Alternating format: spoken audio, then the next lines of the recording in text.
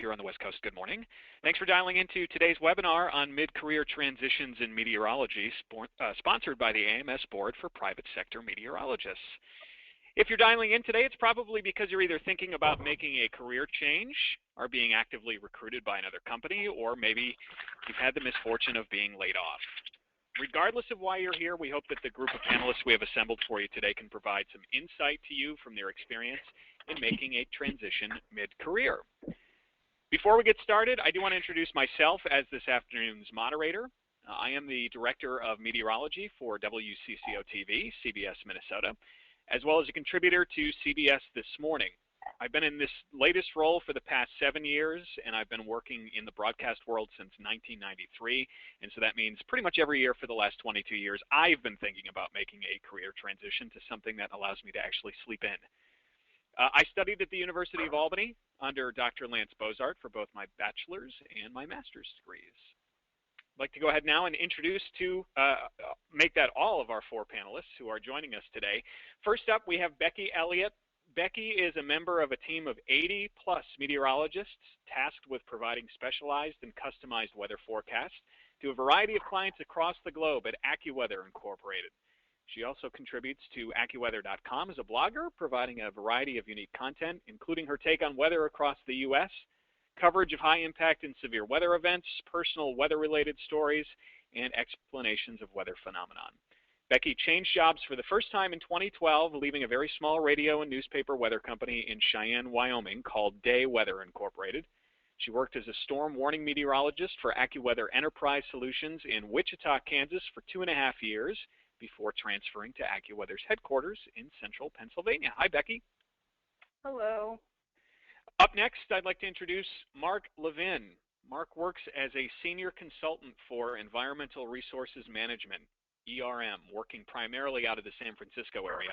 He currently serves as a project manager for environmental, health, and safety compliance software, managing a team that, amongst other things, customizes and configures the software of large industrial companies to automate data collection, analysis, and reporting of their environmental data.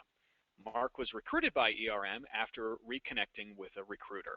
He began his career at URS, now part of AECOM, and he worked there as an environmental scientist. He became familiar with, Mark, can you help me with that? Enviance's EH&S compliance software, is that right? Yes, that's right.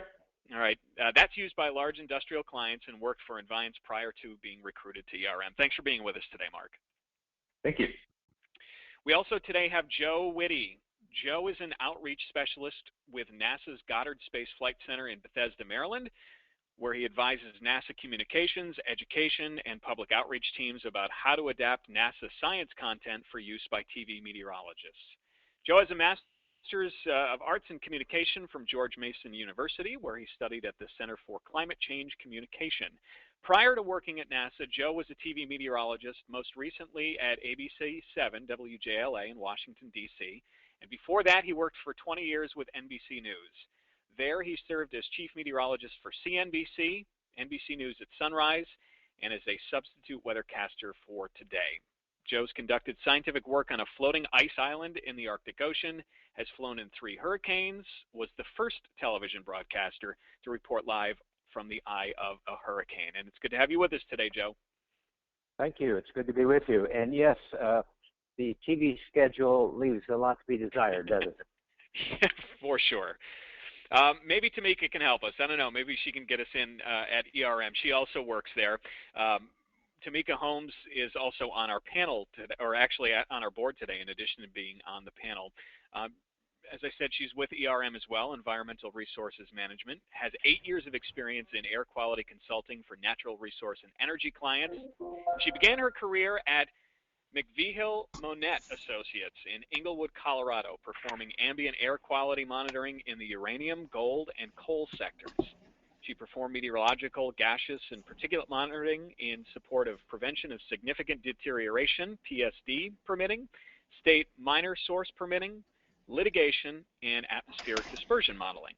In July of 2013, Tamika was laid off due to a slowdown in project work, and in December of that year, she moved to Houston, Texas to begin working for ERM. Now she works with Texas oil and gas clients to assess their air quality permitting needs. She also conducts atmospheric dispersion modeling for clients in a variety of industry sectors. And it's great to have you with us, Tamika. Thanks. Yeah, thank you for allowing me to join today. Glad to be here. So now that everybody's been introduced, I do want to get to some questions. We've got a number of questions already that we want to ask the panelists, but there will be time at the end of the webinar for you to submit your questions. To do that, use the GoToWebinar dashboard that you see and use the questions section at any time, and as they come in, we'll keep track of them, and then again, get to them toward the end of the webinar. Also, I want to recommend while you're with us here to follow us on Facebook and to like us on, make that follow us on Twitter and like us on Facebook. We are on Twitter as @AMS_BPSM, and then you can find us on Facebook by going to Facebook and searching Board for Private Sector Meteorologists. We'll come up there. All right, let's get into the first question. This one is for Becky, Joe, and Mark.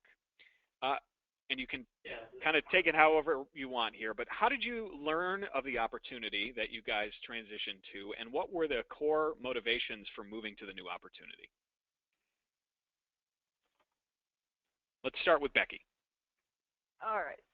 So I've obviously gone through two transitions, really. The first one was from the small company in Cheyenne called Dayweather. I first heard about the position at AccuWeather Enterprise Solutions through a friend.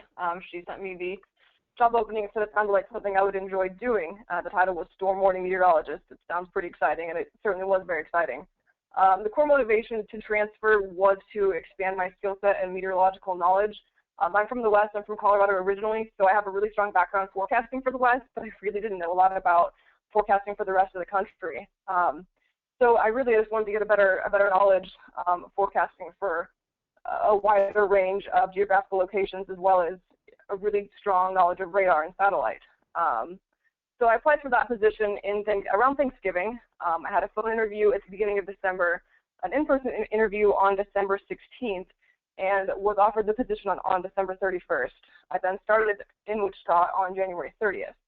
So from what I can tell, that's actually a pretty quick process to go through from applying to interviewing to actually starting. So it was great. I had that kind of, obviously the holidays probably played a part in that. But for the second transition, I was in Wichita for 2.5 years, and I had knowledge of what went on in State College at AccuWeather headquarters. And I really was interested in the media part of the company, the website. They do a lot of social stuff. That's really where my passion lies, is impacts and how do we communicate with the public. So in 2014, early 2014, I spoke with my managers about wanting to transfer. And this is kind of a key point that I want to hit on. It took until July to actually transfer out there. We had to hire my replacement in Wichita and train them. And it's kind of something that I was speaking with one of my managers. You want to make yourself not easily replaceable. If you're easily replaceable, then you can just move on pretty quickly. But if you have to hire someone and train them, the process can take a lot longer. But take that as a compliment. It's difficult to replace you. So I got out to State College in July, and I've been here for about a year now. Sounds great. Mark, how about you? How did you learn of the opportunity that you ultimately went to, and what was the motivation for moving on? Sure. So my most recent change was about 2.5 years ago, moving from, as you mentioned, Enviance, which is a software company that produces compliance software, over to ERM, where I'm in a role where I am implementing that same software. And so there's a pretty good overlap between those two companies, with the exception of, obviously, one of them produces the software and implements it. My current position just implements it. The consulting industry, and specifically the EH&S, environmental health and safety software industry, is growing very rapidly. And so there are a lot of new opportunities that are always coming up in this industry. But the folks who've been in here, a lot of people have really been in it since the start. And so there's a lot of back and forth between the different companies that do exist in this industry. Everybody seems to kind of know each other a little bit.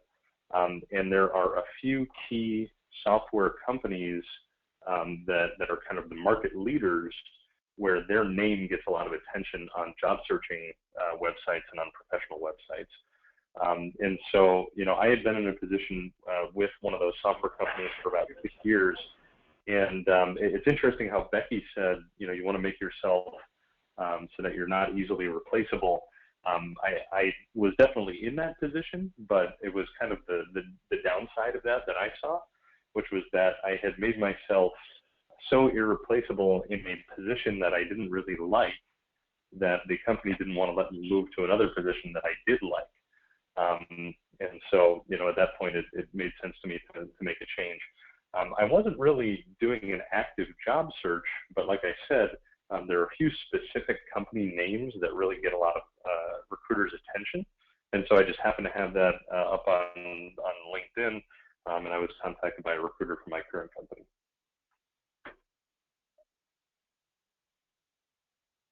Thanks, Mark.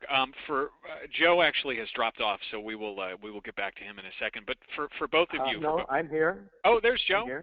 Sorry, it had said that you had dropped off. That's no problem. Oh. We'd love to hear your answer to that question. How did you learn of this opportunity at NASA, and why did you decide to move? Okay, this opportunity really found me.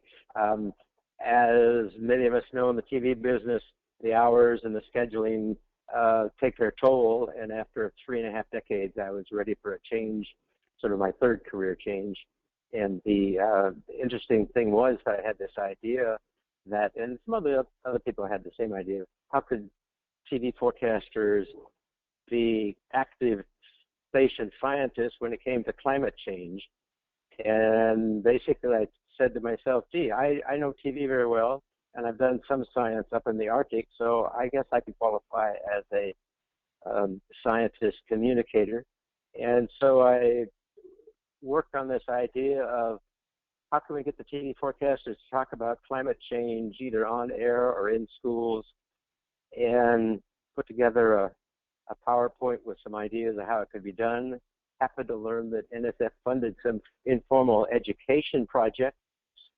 So I had a great idea, but I needed some funding for this. Nobody was going to pay to do science for TV, as we know from the CNN story, where science reporters have long since been let go. So I partnered with George Mason University and their Center for Climate Change, which I had just discovered through networking. Networking is really a godsend, it really is. And I said, why don't you be my PI, go get the money from NSF, and I'll be your graduate student.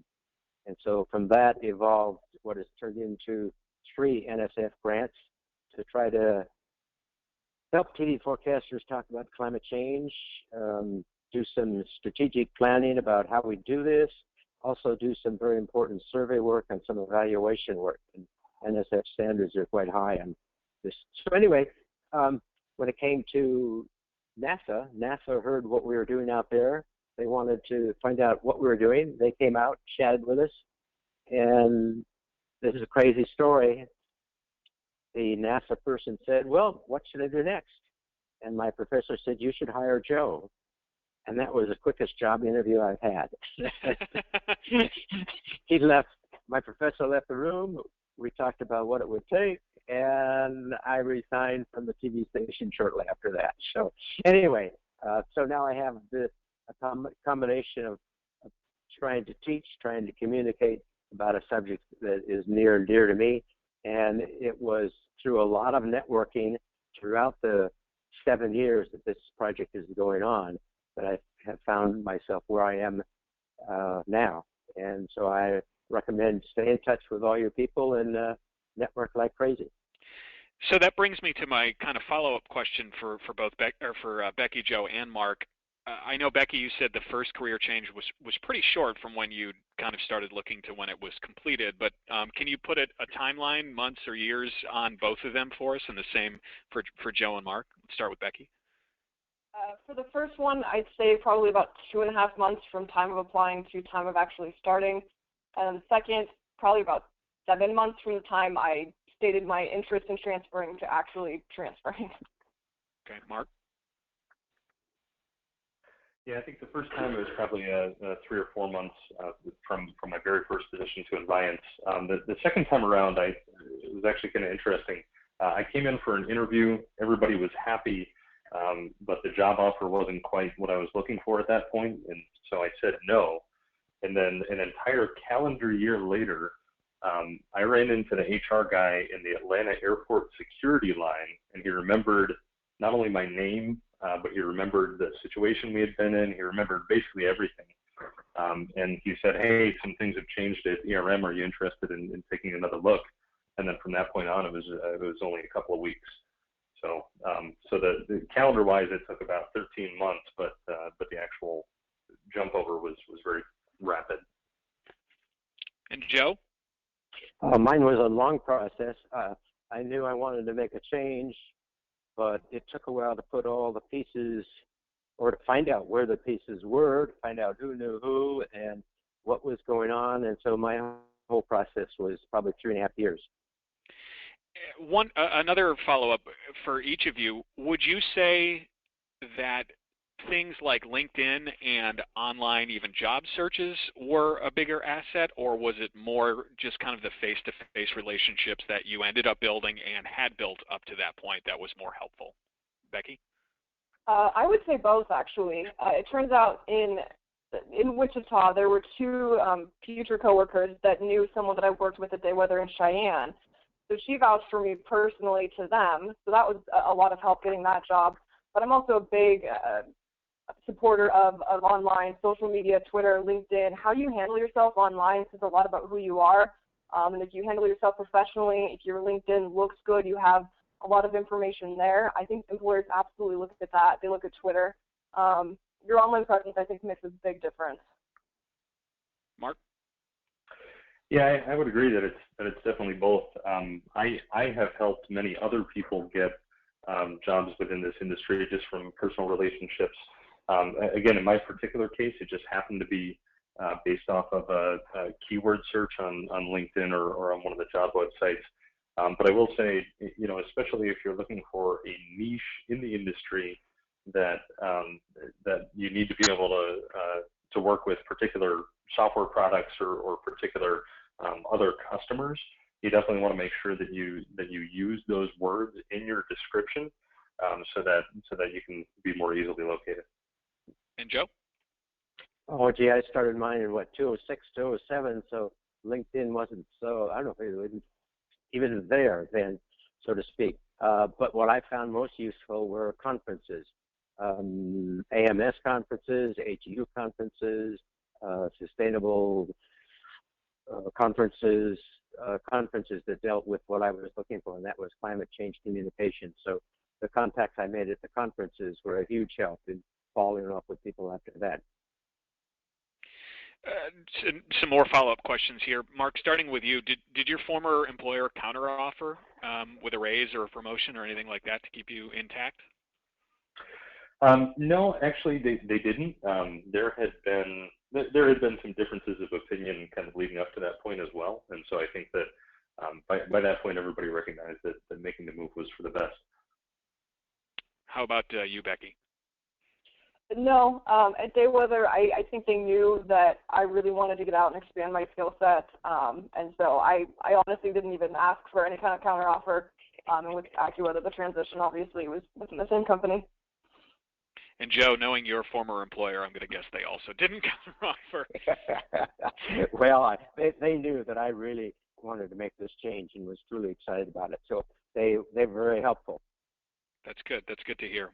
Kind of related to that, Joe, when you gave notice to management, did they take you off the air right away? Did they say you're done, or were you allowed to kind of finish out a certain amount of weeks or months before you left? No, surprisingly enough, they let me go on the air, which is not quite the same story. This was back in 2011, I guess it was. But my prior history with the employer was quite congenial, so I'm not surprised at that, but this day and age, it's a different story. Mark and Becky, how about you guys? Yeah, from my perspective, I run several projects at a time, and so it was a pretty rapid handover of the project to some new resources, not much time for a fun farewell, but there was a little bit of transition there. Great. The biggest transition for me was definitely going from Wichita, Kansas to the headquarters in State College.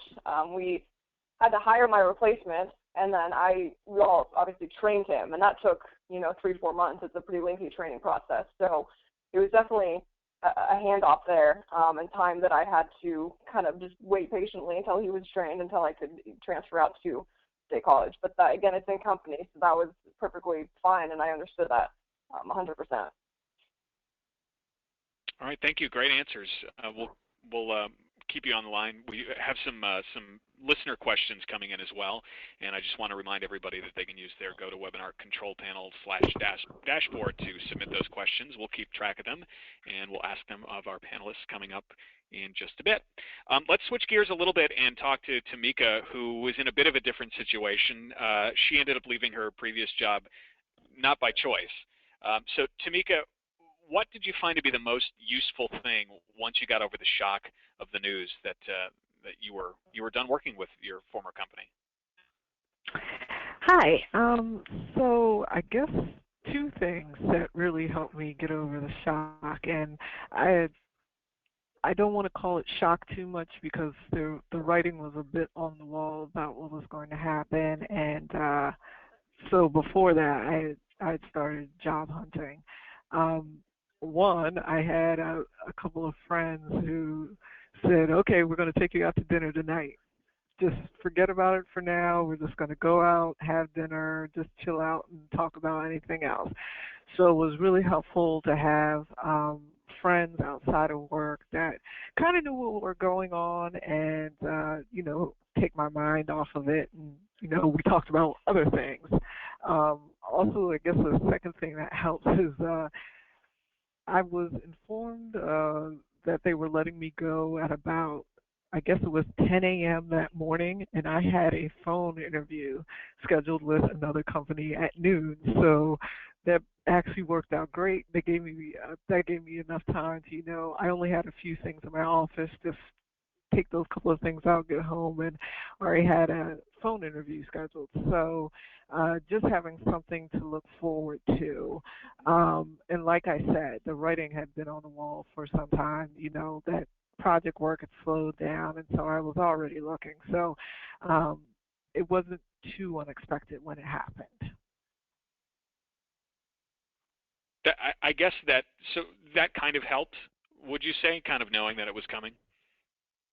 Yeah, that did help. Obviously, they called me into the room and start the speech, and there's a bit of a shock there, but at the same time, since I had been looking, it wasn't, I didn't like break down and start crying or get really upset about it. It was just like, okay, this is the nature of business, and all right, it's time for me to move forward. This is my chance. So yours is obviously just one of many stories like it, but would you say now, looking back on that time, that they did you a favor, or that you ended up coming out the other side in a better situation? Oh, yes, they definitely did me a favor. In fact, I was in Denver a couple of weeks ago, and I went and had lunch with my former boss. And, I had told him, I was like, I kind of thank you for having laid me off, about 2 years ago, because it kind of provided a push for me, because I'd been looking, but I was kind of being a little lackadaisical about it. So it was like, thank you for giving me that push out the door, literally. It really helped. So it was a good thing, because I'd been looking to make a move. So they just gave me a push. Tamika, is there anything that you kind of wish you had done differently now, looking back, either in terms of the months leading up to the layoff or how you executed your transition plan after that, or are you pretty happy with how things played out? I think one of the things I wish I would have done better prior to that was the amount of networking that I did. Like VO Manette is a small company, less than 20 people, and the position that I was in, I didn't get to network as much with other industry folks. I had LinkedIn and everything, but there's something about having that face-to-face connection with people. I wish I had had more of that. Then that's something that now that I'm at ERM, I've definitely rectified in having more contacts with clients and also other people within the company. You know, having those contacts available in case, you know, we need to discuss anything. So that's something I wish I had back then, was to have more networking contacts. When you ultimately decided to go with ERM, was that the first opportunity that was actually officially presented to you, or were you a little choosy along the way? I would say they were the first ones to put forth a firm offer for me. So it was about 5 months between when I lost my job and then I started with ERM. And then I would say it was about 4 months between, you know, losing my job and getting the offer. They were the first ones to give me a firm offer. I wanted to stay in consulting, so I had my eye on ERM for some time. So when they presented an offer, you know, I was really excited about that. So then we went forth from there. There were a couple other companies that I'd interviewed with, some in consulting, some in industry. And I was keeping in contact with them, and then I was told, well, we're going to get back to you in a couple of days. And I guess they were a little slow on the take with it. So when ERM presented me with something, I started discussions with them, and we came to an agreement. So I went with them.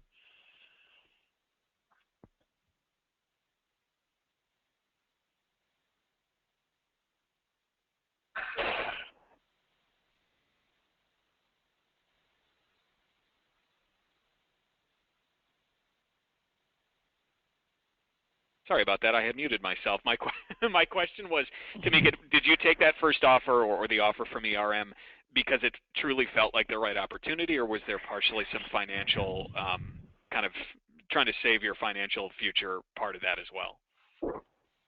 I took it because I do feel like it was the right opportunity. For me personally, my finances were okay. That, you know, if things hadn't worked out, that would have been fine. But I truly felt like ERM was a company that I really wanted to work for. Like I said, I had my eye on them for some time, and really wanted to expand kind of the work that I was doing in the air quality arena. So I was happy with the offer, and it was a decision that I made because it was a company I wanted to work for. Great, thank you. Another reminder as we go forward here, probably in the next 5 minutes, we're going to switch to participant questions. So just use your button to ask questions on the control panel. I do have kind of a last pre-planned question here for everybody. We're going to start with Joe first, and then go to Becky, Mark, and finally Tamika. If you could each answer this, I think it would help people who are looking to move forward. Joe, what was one of the biggest mistakes that you made during your career transition, if there was one, and how can you help other people from not making that same mistake? Oh boy, that's a very good question. You know, there are probably lots of mistakes that I look back on and analyze it. Maybe, oh gosh. We can certainly move on and get back to you if something pops to mind. Once you move on, I'm sure I can come up with some. So go on. Becky, how about you? I'd say my biggest advice, not necessarily a mistake per se, is to ask questions. Make sure you know exactly what's on the table, what the job offer entails, what you're going to be doing, negotiating salary. Especially when I went from day weather to Wichita, I was young. I was less than a year out of college, and I really didn't have the confidence to really be as forward as I should have been when asking questions and trying to find out exactly, you know, what this new position would entail. And I think I did a much better job at asking questions when I transferred from the Wichita office to the State College office. So just communication across the board. Ask questions, talk to, you know, your managers, your future managers. Don't be afraid to find out exactly what can be expected in your new role. How about you, Mark? Yeah, so I think we talked a little bit earlier about the importance of maintaining a network, and I think the word maintaining there is really important. I have a lot of people who I would consider, people who I've worked with in the past or people who I know personally. However, I think leading up to my career transition, I hadn't done a very good job keeping in touch with some of those people. And so, you've got your former colleagues or whatever who you trust and you like them and you want to help each other out. But it's kind of weird if you haven't talked with somebody in 2 years and then all of a sudden you give them a call and you say, oh, by the way, I have another job offer on the table. Do you guys want to hire me within the next week? And so, I think that I'm very happy that I made the transition to ERM, but I also feel like if I had done a better job of keeping in touch with people every, 6 months or maybe once a year leading up to that, then I would have had more opportunities when I had that offer on the table to poke around and ask other people within my network, hey, are you looking for someone? Maybe could we work out an even better deal? So definitely, don't just build that network, but actually just reach out to people, say hi every 6 months, how's it going? And then it's a lot easier to kind of reestablish that relationship if you do decide that you want to talk about getting a job. That's great advice. Joe, anything? Yeah, I would say that's very good advice. Stay in touch with your network and reach out. And like I said before, going to conferences was a huge help because you would run across people who you had totally forgotten about, and they know of people who know of somebody, as we all know. And so that's one mistake I would say. Even more networking on a one-to-one at conferences is a huge help. I think I would like to ask that question specifically, even though this webinar is being sponsored by the AMS.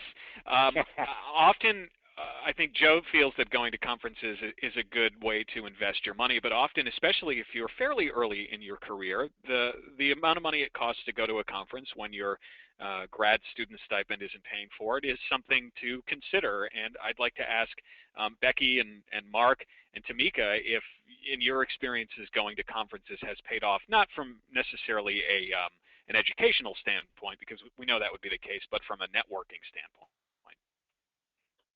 I would say absolutely. I went to 2 conferences. I went to Seattle and New Orleans, and then recently I went to the Communications Broadcast Conference in Raleigh. Really, I agree with everything that Joe and Mark have said. It's communicating. It's staying in touch with people across the field. And I think we all know it's a pretty small field, and we're pretty tight knit. And if you can keep and maintain those connections, you have no idea where it could pay off down the road. I don't know that I necessarily have any personal experiences with the conferences specifically paying off, other than I did get to network and meet a lot of people. I know I spoke with AccuWeather at both conferences before actually getting hired. Actually, when I was in New Orleans, that was right before I was about to start at AccuWeather, so that was interesting. But I highly recommend conferences. I had a great time at all 3 that I've gone to, and I think it's great too, especially as a student, to get your name and face out there and get people talking about you, get noticed, get recognized. Tamika? Yes, definitely agree about the networking at the conferences. I haven't been to a recent AMS conference. The last one I went to was in Seattle, and there are people that I met at that conference that I've kept in contact with, usually over LinkedIn, and we'll message each other every couple of months just to say, hey, how's it going? Anything new going on? So again, just like having a network is so important, and it's like something that they don't teach you in college, how to set up a network, but it's something that's really important to have because they're going to help you. They could help you with job leads. They could help you with client leads. They could keep you informed of things that are on the horizon. So I do agree that the conferences are great because you get that face-to-face time with people. Okay, great. I think it's time at this point. We'll shift a little bit towards some participant questions or some listener questions. The first comes from Dan. He says that he graduated in 2005 with his BS in meteorology, and briefly had a job using his degree, but since then has been in the IT web industry since about the end of 2006. He's kind of looking for some advice as to how maybe to get back into the industry since he does have the degree, and kind of piggybacking off of that, what are some of the good websites or job boards that you guys can think of that might give a good listing of meteorology jobs? And I'll open that up to anybody who wants to take it. So this is Mark. I guess one of the things to keep in mind is that if you restrict yourself to just jobs that have meteorology or meteorologist in the title, then you may be excluding artificially some jobs that really cover that same type of content. They just didn't think to use that word. And so, for example, in the industry that Tamika and I are in, we do environmental health and safety consulting, but there are lots of jobs that have to do with air modeling or dispersion work or, permitting and compliance that you could really consider a branch of meteorology, but they don't hire a meteorologist for that. They hire an air quality specialist, they hire an environmental scientist, they hire that sort of thing. And so I would say that you may want to broaden your search criteria a little bit to help out with that. Regarding which software or how to get back in from the software angle, I think there are really a couple different directions that you can come at that and ways that you can position yourself.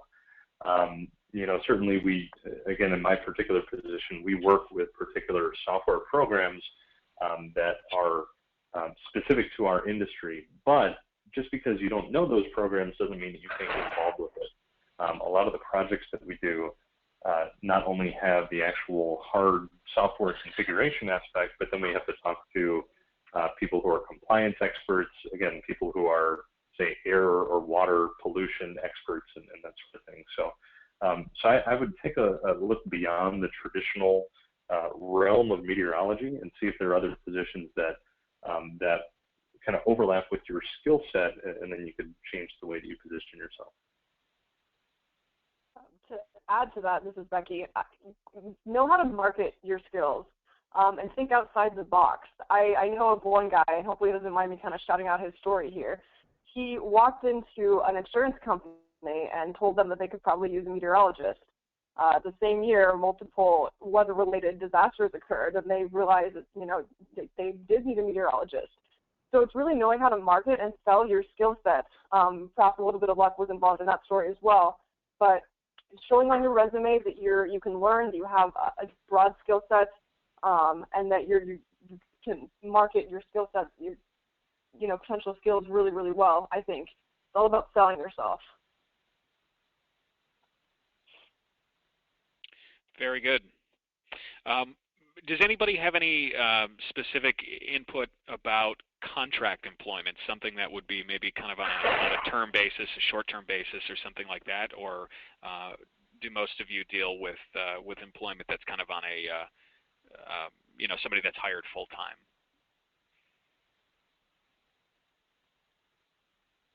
Sounds like most everybody on the call probably has some full-time employment positions that might open up, but not so much contract. And I only ask that because David, one of our listeners, had that question. So David, if I misunderstood your question, please kind of reiterate, and I'll ask it again. But it sounds like at least on this panel, we don't have any short-term employment options or experience with that. I do have another question. What was the most valuable asset you had in aiding your career transition? A colleague, a mentor, your parents, a professor, LinkedIn, anything like that? This is Tamika. I think the thing that was good for me is I still was friends with a lot of people I went to college with.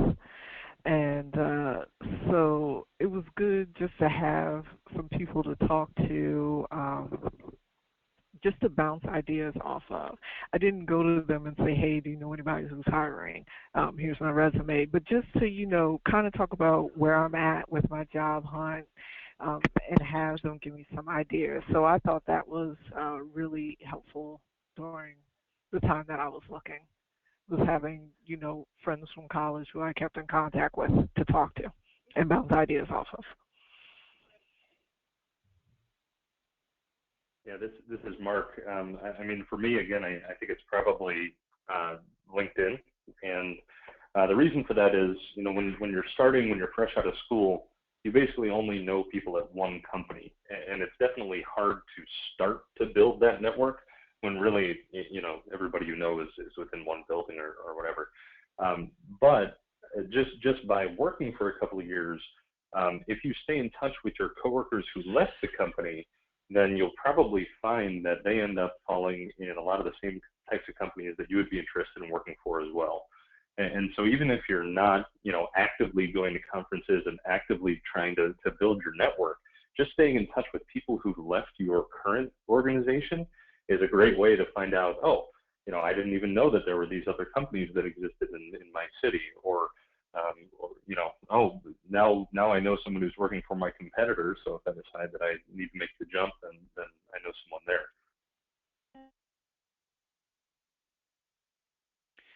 Thanks, guys. We do have some more listener questions that are coming in. This one is from Irene. She says, I'm currently trying to switch to the renewable energy field. She has experience mainly as a broadcast meteorologist, and it seems like the energy field requires very specific program software knowledge, and it's probably not just that specific field, but a lot of fields require that specific program and software knowledge. Stuff that's not even taught in universities, Irene says. How would you recommend to highlight your experience in what you've done so far within the industry to be a better candidate for positions in something like the energy field or something more specific like that?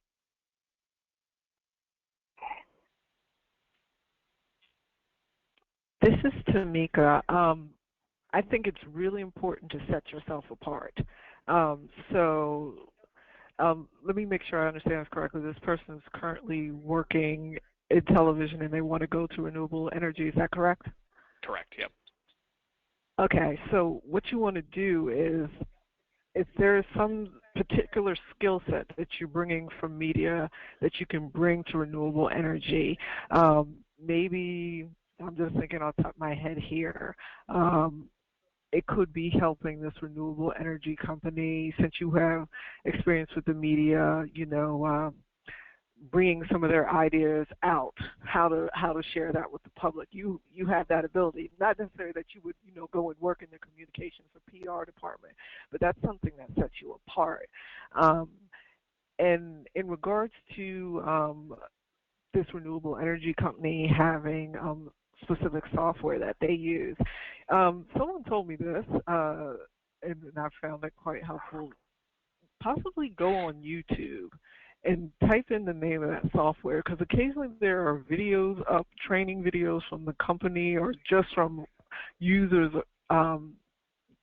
explaining the software and showing how to use it. So that may be a way to get some experience or get some knowledge or insight about the software.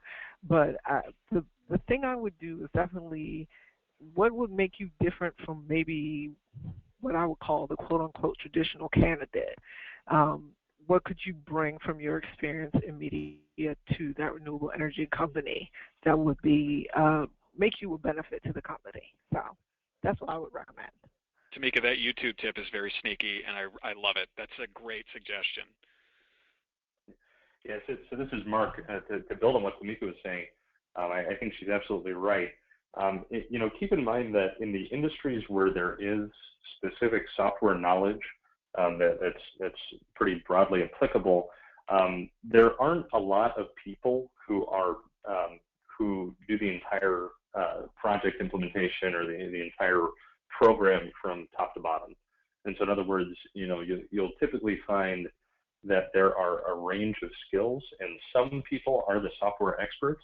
Some people are subject matter experts in something completely different, like Tamika mentioned, media might be applicable here. And so just because you don't have that particular expertise, just getting familiar enough with it to talk about it may be all you need to get your foot in the door. And then once you get your foot in the door, you can always say, hey, I've always been interested in this particular software program. Is there a way that I can follow along with an existing project and build my skills that way? So But so I think Tamika's absolutely right. Use those existing skills to get your foot in the door, and just even if you know a little bit about that particular program, that might be enough to get you in there, and then you can build your skills on the job.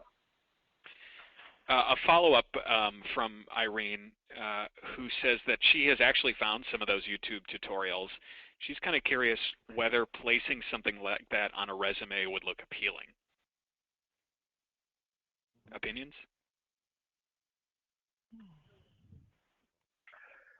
As in making a video yourself and putting a link to it on your resume? Is that what she's asking? I think the question would be maybe more along the lines of, I've taken the initiative, even though I've not worked with your software, I've taken the initiative to learn a little bit about it through watching some YouTube tutorials. Would that be something that you would necessarily want to put on a resume or in a cover letter, or maybe talk about in an interview? How do you think you might handle that, Mark? Yeah, so I would say, I don't know if I would specifically refer to YouTube on the resume, but what I would say is, I have some familiarity and exposure to this particular software, and I'd be happy to talk about that in person.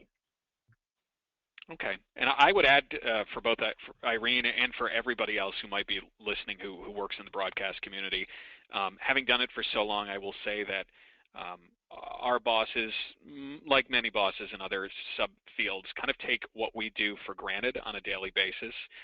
We do have valuable skills that the average candidate doesn't have, that we're just so trained to think of, oh, well, that's just my job. As you're going to a different part of the industry and a different career, something you take for granted and you have to do 12 times a day may be mind-blowing to somebody else. And I don't say that just for broadcasters. I think everybody probably kind of gets lulled into a sense of, well, this is what's expected of me, and so it's not a big deal. I wouldn't be so sure of that. I think it is a big deal, and I think for broadcasters, having 10 deadlines a day, most people in most jobs have maybe one deadline a week. So don't sell yourself short on things like that. Well, hi, this is Joe. That's so true. We have deadline after deadline, especially these days. My last gig, so to speak, I had 42 deadlines, 42 weather hits. One thing I could pass on, sometimes it's helpful to sort of sit back and say, what are my strengths relative to others? And also, am I seeing all my strengths? And one thing I have found just by happenstance is the Gallup Strength Finder, and it's an online, you could do it from a book too probably, but it's an online resource, and it costs $10 if you do it short and a little bit more if you do the long version. But basically it's just sort of a helpful guide to say, what are my strengths as I look for a new position? That's a great tip. Thanks, Joe. Want to follow up on a question that I had asked earlier and sort of misunderstood. This one was from David, our listener. He was the one that was asking about contract employment, and he kind of clarified the question for me. He says he's been contracting with a company for almost 5 years, but would also like to take on some extra work kind of within the meteorology role, stuff that he could work on from home and sort of in his spare time. Does anybody have any experience hearing about positions like that?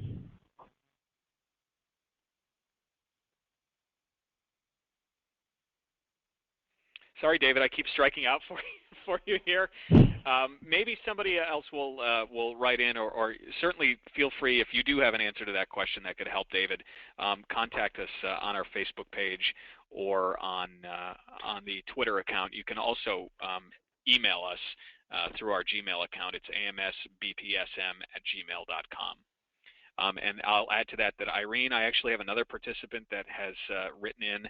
His name is Brett, and he says he works in renewables, and he may be able to try to help you get into that field. I have one final listener question here. This is from Jason. He says he's recently completed his PhD and relocated to the Denver area. He's secured a 4-month contract for employment as a consultant to prevent having a gap in employment history. Do you, the panelists, have any advice on how to manage A, an area-specific job search, and also B, how to include short-term employment on a resume without making it look like you're leaving a company that you just started to work at?